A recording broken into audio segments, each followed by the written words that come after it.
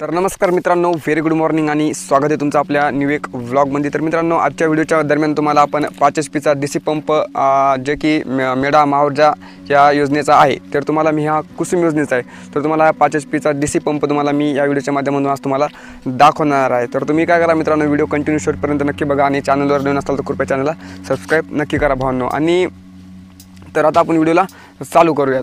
तर भावांनो, सर हे जो 5 HP DC पंप आहे, याला जे एकूण पॅनल येतात, जे आयकॉनचे पॅनल येतं आणि हे कंपनीचा आहे, तर हा जुन्ना सोलार या कंपनीचा सिस्टम आहे।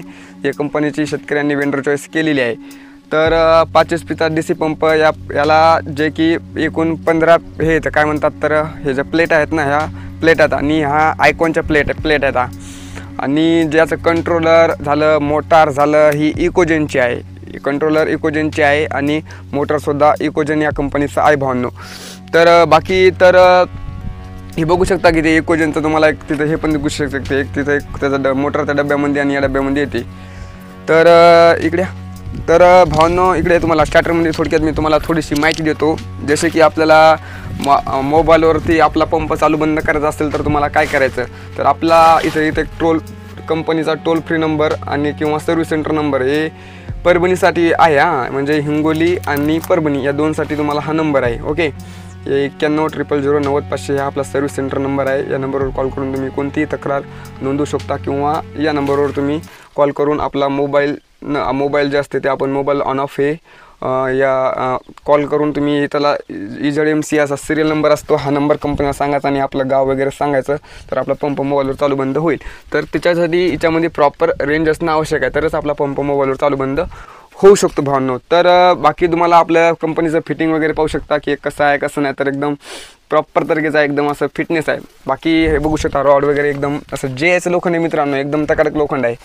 आणि आपल्याला एक GPS भेटते की आपला पंप कुठं आहे कुठं नाही, हे लोकेशनद्वारे आपला पंप ट्रॅक करण्यात येऊ शकतो। त्याच्यामुळं पंप बसवता वेळेस जिथं सर्वे केला तिथंच पंप बसवणं हवं, हे अत्यंत जरुरीचं आहे, नाहीतर आपला पंप रिजेक्ट होऊ शकतो।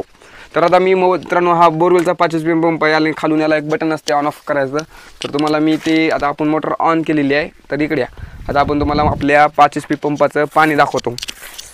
तर मित्रांनो, आता मोटर चालू केली, आता जेणेकरून 4-1 वाजत असतील आणि आज 31 तारीख आहे, तर 31 तारखेला आभाळ वातावरण आहे मित्रांनो, त्याच्यामुळं काय ऊन पण आहे जास्त प्रमाणात, मीडियम ऊन आहे। तर आता आपण मोटर चालू केलेली आहे, पाणी येऊन राहिलं आहे। एक 200 फूट आपण हे बोर आहे, 130 फूट जवळपास बोर आहे, 120-130 पर्यंत बोर आहे। तर आपल्या कंपनीचा पाईप हे 200 फुटापर्यंत, वायर 200 फुटापर्यंत आणि रस्ते पण 200 फुटापर्यंत येते। हे बघू शकता मित्रांनो, हे पाणी आहे जे की 4 वाजलेलं होतं, 4 वाजलेलं। आणि थोडंफार सांगायचं म्हणजे या बोरला तेवढं पाणी पण नाही, म्हणजे पाहिजे तसं पाणी नाही, तरी पण बऱ्यापैकी बरं आहे।